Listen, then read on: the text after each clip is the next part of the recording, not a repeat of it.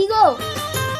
ছি বাবা, মা মারা গেছে বলে এই বয়সে ছেলে বৌমা থাকতে তুমি আরেকটা বিয়ে করে আসলে। তোরা তো আমাকে দেখিস না, এই বয়সে আমাকে কে দেখবে? এবার তোমার একটা সৎ ভাই হবে, তারপরে এই সব কিছুর ভাগ হবে। আমি বাবা এই বাড়িতে আর থাকবো না। মিল্কি দাঁড়াও বাবা, তুমি এক্ষুনি ওকে বিদায় করো।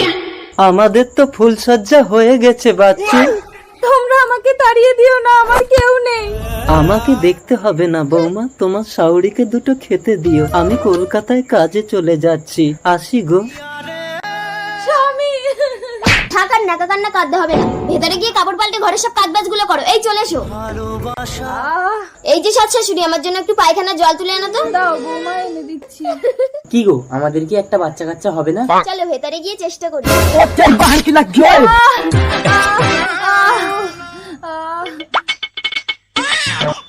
ছেলে হয়েছে, কিন্তু দুঃখিত বাচ্চার মাকে বাঁচানো যায়।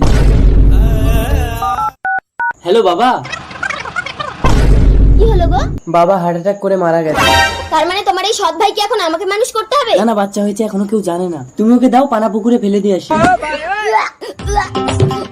তার মানে আমার বাচ্চা হবে? Hello doctor.